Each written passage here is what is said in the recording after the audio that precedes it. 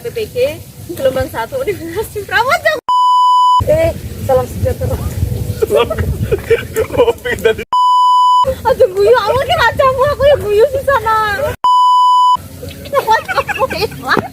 Salah aku. Yuk latihan sih wes yuk. Kok didelok hasilnya ya?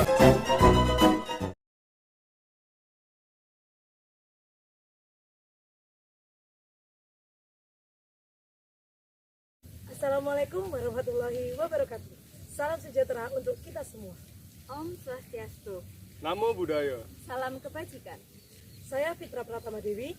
Saya Nilu Pututisma Virapani. Saya Aji Setiawan. Dan saya Elakian Puspitasari. Kami dari mahasiswa PPG Prajabatan tahun 2022 Universitas Jember. Pada kesempatan kali ini kami akan menyampaikan best practice atau praktik terbaik pembelajaran yang kami dapatkan selama melaksanakan PPL 1. Video ini dibuat untuk memenuhi tugas UAS mata kuliah pemahaman tentang peserta didik dan pembelajarannya. Metode yang kami gunakan adalah metode STAR, yaitu strategi, tantangan, aksi, dan refleksi. Lokasi PPL 1 ini dilaksanakan di SDN Jember Lor 3 di Jalan PB Sudirman nomor 42 Kabupaten Jember. Tujuan yang ingin dicapai adalah 1. Peserta didik mampu menganalisis waktu, meliputi detik, menit, jam dengan benar. Yang kedua, peserta didik mampu membandingkan waktu dalam kegiatan sehari-hari dengan tepat.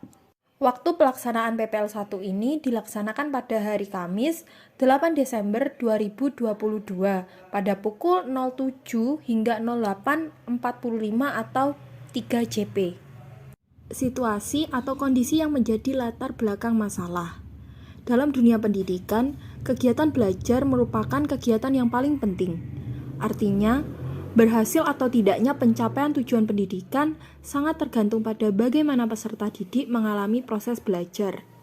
Dalam pelaksanaannya, proses pembelajaran tidak luput dari permasalahan-permasalahan yang ditemui ketika melaksanakan proses tersebut. Permasalahan-permasalahan tersebut ditemui khususnya ketika peserta didik mengalami kesulitan dalam belajar. Masalah belajar merupakan suatu masalah yang terjadi dalam proses pembelajaran itu sendiri. Hal ini menunjukkan bahwa belajar merupakan kegiatan yang dinamis, sehingga peserta didik senantiasa diamati perubahannya. Pemahaman tentang masalah belajar memungkinkan guru dapat mengantisipasi berbagai kemungkinan yang akan muncul yang dapat menghambat tercapainya tujuan pembelajaran. Dengan pemahaman itu pula, guru dapat menemukan solusi tindakan yang dianggap tepat jika menemukan masalah-masalah di dalam pelaksanaan proses pembelajaran. Peran dan tanggung jawab dalam praktik. Yang pertama, melaksanakan bimbingan perangkat pembelajaran yang akan digunakan untuk praktik pembelajaran dengan guru pamong dan dosen pembimbing lapangan. Yang kedua, mengkomunikasikan dan mengkoordinasikan persiapan praktik pembelajaran dengan kepala sekolah dan juga guru kelas.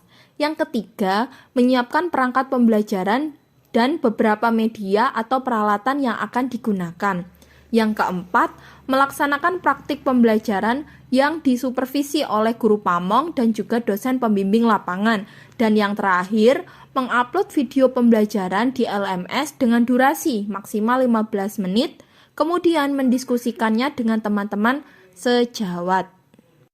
Tantangan pada saat praktik pembelajaran. Yang pertama, karakter peserta didik tidak fokus saat pembelajaran, berbicara sendiri dengan teman sebangku. Yang kedua, permasalahan kurangnya minat dan motivasi belajar peserta didik.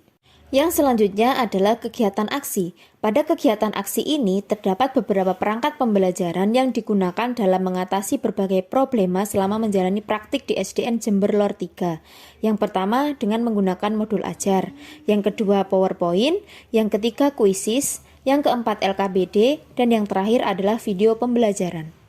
Hasil refleksi. Yang pertama, penulisan langkah-langkah pembelajaran di modul ajar sebaiknya ditulis lebih simpel lagi, agar efisien dan juga efektif terhadap pelaksanaan pembelajaran yang akan diajarkan, dengan memperhatikan pemilihan kosakata sesuai dengan taksonomi Bloom.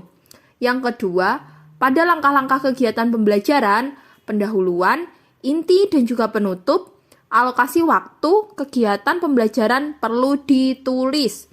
Dan yang ketiga, alokasi waktu diperhitungkan untuk pencapaian satu kompetensi dasar atau KD yang dinyatakan dalam jam pelajaran dan banyaknya pertemuan.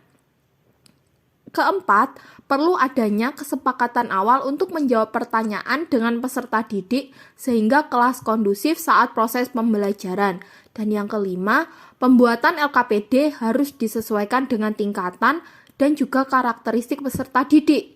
Jika kelas rendah, maka harus diperbanyak gambar-gambar agar terlihat lebih menarik. Tips menerapkan model pembelajaran PJBL agar berjalan efektif. 1. Menentukan proyek yang akan dibuat. 2. Buat jadwal pengerjaan. 3. Guru menjadi pendamping dan pengarah. 4. Menciptakan kerjasama yang baik. Manfaat penggunaan model pembelajaran PJBL. Pertama, melatih peserta didik untuk berpikir kritis.